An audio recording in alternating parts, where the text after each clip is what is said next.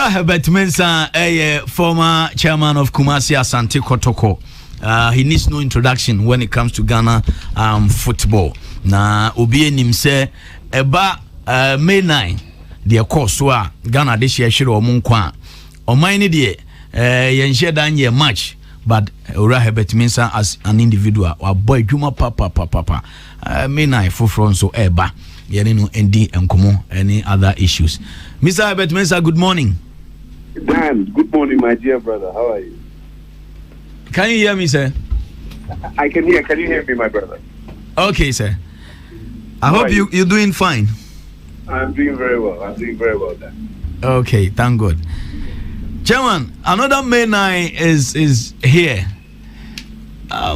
We know May 9, even though the nation Ghana observes it and try to mourn with the bereaved family. It's all about Herbert Mensah. What's the program of activities for this year's May 9? Dan, thank you so much, Dan. May 9 is such a special occasion, and it's about all of us, Dan. I think yourself and your team up here in Kumasi, especially Team Edward and guys, without them, nobody would have followed us. And we have just tried to make sure people remain aware of not only the tragedy of that day, but ongoing things in Ghana sports and in Ghana life. So we are all here in Kumasi. We have been meeting with the families all week. Actually, we were in Lima earlier on in the week to visit the families who we gave wheelchairs, walking sticks, and so on and so forth to check up on them and to make donations. We arrived in Kumasi yesterday. Today we are at the Central Mosque with the regional chief imam. I believe a few hundreds of people have come from Accra. They're on their way to Kumasi now. And the Muslims amongst them will be joining us at the mosque at 1:30. This is the week after the ending of Ramadan, so it's additionally relevant. And we say prayers. And although I'm an Anglican, from my days as chairman of Kumasi Asante Kotoko, I have so much respect for the people of Abu and for the Muslims, and they supported through those difficult days when we were rebuilding the club. And I believe in loyalty, and they also believe in loyalty. So we shall be here today to pray with them, to receive their blessings and guidance with many of the families involved. And then it is, we will then go to the homes of many of the families, those families coming from Accra, who will join us and will break bread, spend time, meet dignitaries, and then prepare for tomorrow, Saturday, where we will then go for a normal first since COVID from the airport roundabout, ending down through Kumasi back at the Central Mosque. This year, for the first time, we'll be joined by Eyal Amponsa, the Chief Executive of Kumasi Asante Kotoko, who, to be the first time any Chief Executive will be joining us on this walk. So we are very, very grateful. Members of the Circle's leadership will also be on the walk. And there's great symbolism in this. So it'll be a full program before we go to church on Sunday and then return back to Accra. Undoubtedly, you have invested so much in this commemoration since 2001. Do you sometimes get discouraged by the lack of state support? Because some of us see this commemoration as a national event. You are right. It is a national event, but my philosophy over the years has always been clear that if you really want to achieve things, sometimes you have to ignore the state. Politicians are concerned with their image. Politicians are concerned with things that are not always in the interest of the people. If they were interested in the people, they would be directly up front. They would not just go to the stadium, to the site, and lay a wreath and pretend they care, which you and I know they do not care. If they did care, they would follow not only me, I think of my dear younger brother, Kwame, and his wonderful efforts with incubators and so forth. You don't go to government, you initiate it yourself and you push. And I am a globalist, Dan. I really believe there's a standard, and that standard is a global standard. So if Hillsborough, and I've been in touch with them over the years, 96 people lost their lives, and they remember it every single year.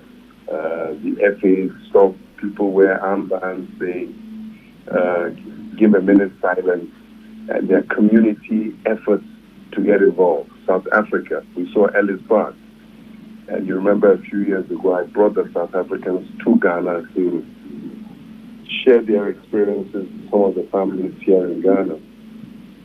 And yet in Ghana, we do little to nothing at all to remember this tragic moment that occurred in the past. So we will do it. Last year was our 20th year. His Excellency, the President, granted us audience, of which was fantastic. Families came from around the country, and the President showed huge kindness in allowing them to speak and sharing some time with them, and we were humbled. We all know that year in, year out, Otumfo also allows us to come to Malaysia. This year he has traveled, but I hinted him that we shall ambush him when he comes back. Again, on the 21st year of this great event, to get involved. And Dan, I think you and I are on the same page. We've spoken about sports development many times. And in order to make this work, we go back to companies. And we have some companies who believe in us, believe in what we stand for, and have been there with us. So if you take, for example, this year, I don't even have to go far when I mention great people like Interplast. Haitham Fakri is just a giant. I love the man so much. It does not matter what I do, whether it's Kotoko, whether it's mainline, whether it's alternative sports, he's ready to get involved and give cash and kind to enable us to be able to put that together. So he is always number one. Some others have come and gone, but this year we've received in kind from the likes of Commemoration. There's a young man, Mr. Gupta, who has given us lots of rice so we can actually share that amongst some of the families, as well as the people at the mosque and others who are involved in the organization. The media houses themselves, Kwabena Kesi here up in Kumasi. There are lots of people who we shall be sending thanks to. So it is a national event. When you say mainline, there's everybody who understands what mainline is. And we appreciate everybody's involved. Chairman, I want to veer into Ghana football in general. But before then, let me seize this opportunity to say that some of us are very appreciative of your effort since 2001 in supporting these bereaved families. God richly, bless you for your effort. Thank you. Thank you. Chairman, now into Ghana football, what's your impression about the league so far? You know, Dan, you are the only one who is able to get me to talk about football. I'm careful in terms of, because, you know, we all have a different way of looking at football. I mentioned earlier that I'm a globalist, so there's a global standard. I was saddened with what I saw at AFCON, and I made my views very, very clear in terms of I think we need to raise the bar. I really do. I think we need to raise the bar. If we raise the bar, then we will get the money that are required to put into sport. Some people say it's not easy, you are just talking, but we are people who did it. We got involved in sports. In football, we understood the global standard. We raised the game. You make the football more attractive. You develop it at grassroots level. You invest in the domestic league. Then the supporters, who are the most important, The important people are not the big men. It's the supporters. The supporters that believe in you, they come to the stadium. And I keep saying, if you can have matches where it is matches with not so fashionable teams, and still you can put 20, 30,000 people into Kumasi Stadium, sports stadium, then you know you are on the right track.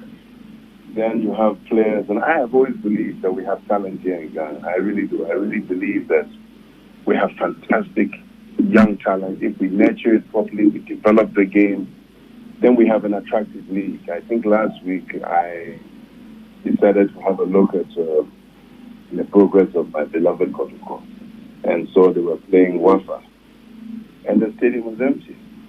You know, as an investor, you want to say, do I put money into sports where nobody's watching? It's very difficult. And I'm sure that maybe the powers that be will address it. If not, they need to. It is not about whether you go to World Cup or not. That will be done. And critically, it's so important that administrators of sports remember that their job is to make it work off the field. They're not coaches. It's not about photo opportunities with players and the media and so forth. It's about getting the structures right so that private capital gets attracted to the game, gets put into the game. And then it is the league itself develops, and the players want to stay in Ghana, and the supporters see a better quality game, and then you've got players under 17, under 20, under 23, and full national team coming through. Because if you look at the last year or so, and the debacles in Cape Coast, then South Africa, then AFCON, and we started through, and I predicted we'd go through if we change that wretched coach that somebody brought and get a proper coach. Also that Nigeria would keep their local coach and not change it. Now we're now in the big business, and I hope that we know that we are going to Qatar. Preparation has to be right. There are no poor teams in global football anymore. But the domestic league is what has always worried me, and I really hope that we can get a little bit better. Chairman, to your Kotoko, many have likened Nana Yamponse's style of administration to your tenure. How do you assess him? I think Nana are very different. I think Nana is a wonderful leader. I think he engages with a lot of that I think EU and a few other a bit more bombs, let me put it like that, to tackle the difficulties. But I think our era is also different. I took Kotoko where there's not one national player. Kotoko could not even field a team to play in the league. We could not go to draws because we did not have 11 players. And there were the political realities of how the league was being run and football was being run. But I think that Nanaya is a breath of fresh air. I really do. I have kept quiet since I left Kotoko because if you love the club, why go and talk about it? You don't want to destroy it from loose talk.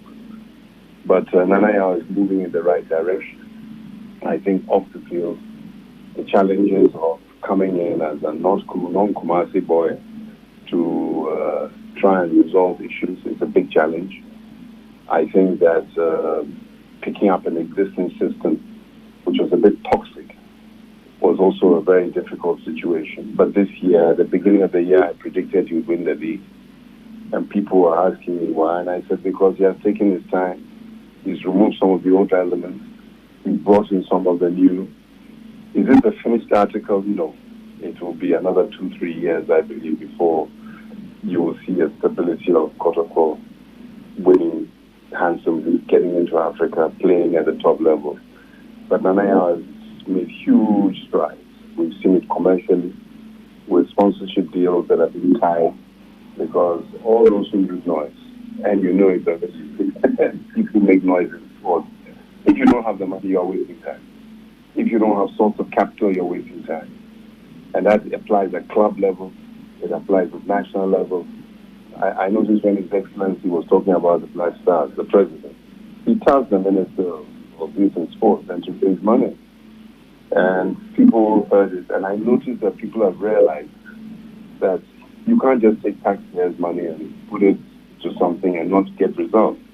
You need to raise money, and I think the commercial reality of the modern day administration must be to get the image right, manage the brand, grow the brand, attract private investment, get government to sit up, then you're able to get back to the government, to the exchequer, and say, look, we have raised X amount for sports. Can you also top it up or give tax relief to this company or be creative, be inventive? And I think Nana has set it on the path. The critical issue now is to keep those investments coming in next year and the year after so that they can grow the game. Hopefully the board that he works with, I don't know the board, but hopefully they have an agenda that is aligned with his agenda so that the game can grow further.